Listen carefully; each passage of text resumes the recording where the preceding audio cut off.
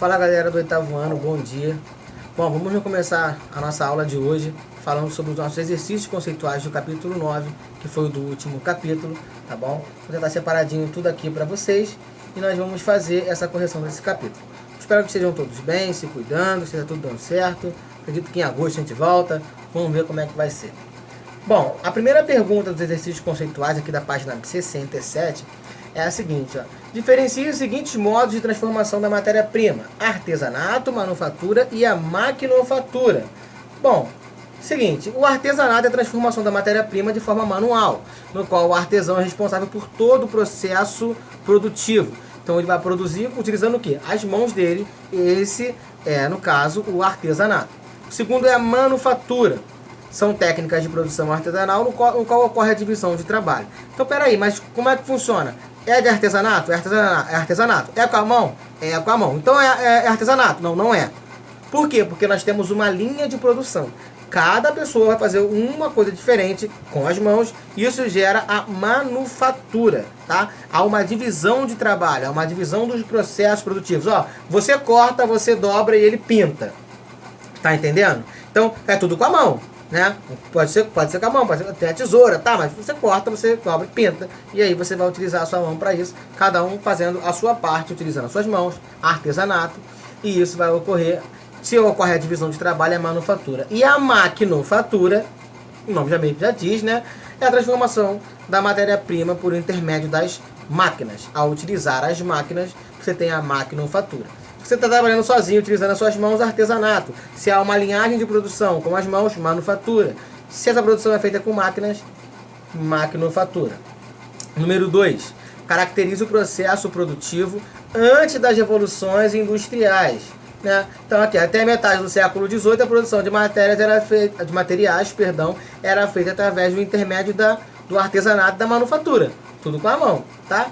Aí em seguida veio a maquinofatura. Era possível encontrar grupos de artesãos que dividiam algumas, se não todas, as etapas do processo produtivo. Tá bom? Então como era feita antes da Revolução Industrial? Artesanato e a manufatura. 3.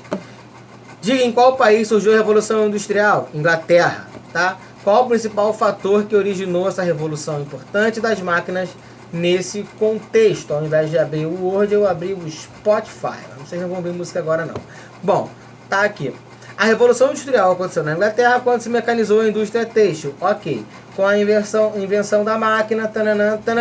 A importância das máquinas para a Revolução Industrial se deu com a aplicação de outras atividades produtivas, aumentando consideravelmente a produção de bens transformados e transformando, tá, profundamente as relações sociais do mundo. Então, o que acontece aqui? Começam a surgir as máquinas, começa, aí sim, a evolução do processo industrial, tá? Da mecanização, da produção, começa a produzir cada vez mais, ter muito mais coisas, e isso vai transformar não só o mercado, mas como o mundo, tá bom? Número 4. Tanto que nós estamos aí hoje vivendo cada vez mais evoluções evolução da Revolução Industrial. Mas vamos lá. 4. Diferencie a matriz energética utilizada na primeira Revolução Industrial da segunda. Bem simples, tá bom? Na primeira era utilizado o carvão, tá? Enquanto na segunda foi utilizado o petróleo. Número 5. Explica a importância dos meios de comunicação e transporte nas revoluções industriais. Bom, vamos lá. O crescimento da produção industrial ao longo do tempo só foi possível devido ao aumento do desenvolvimento dos meios de transporte cada vez maiores e mais eficientes. Então, se você tem muita coisa para produzir, você precisa carregar aquilo ali, levar aquilo para algum lugar. Então, se você tem que desenvolver o transporte. E como os meios de transporte evoluíram, dessa forma, foi possível aumentar cada vez a produção. E dos mais eficientes e dos mais... que? Dos meios. Eu escrevi mais, tá vendo? Vai errado para vocês aí, consertem. E dos meios de comunicação cada vez mais rápidos, que facilitavam o processo e o acesso de diversas áreas. Bom, olha só.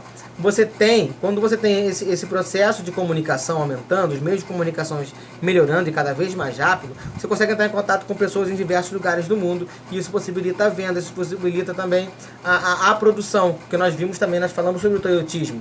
Para você fazer um pedido, para que o camarada faça aquilo ali, realize para você, tem que estar em contato com ele. Tem que trocar essa informação. O que você quer? Eu quero isso, assim, assim, assim, assado. Beleza. Então você troca essa informação. Essa informação pode ser feita pessoalmente, e nesse período aqui, da segunda Revolução Industrial, por telefone, por fax, de longe você consegue se comunicar.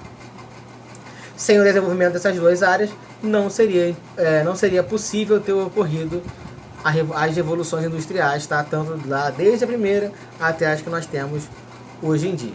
Então as respostas são essa, e agora nós vamos para a nossa aula do capítulo 10. Valeu?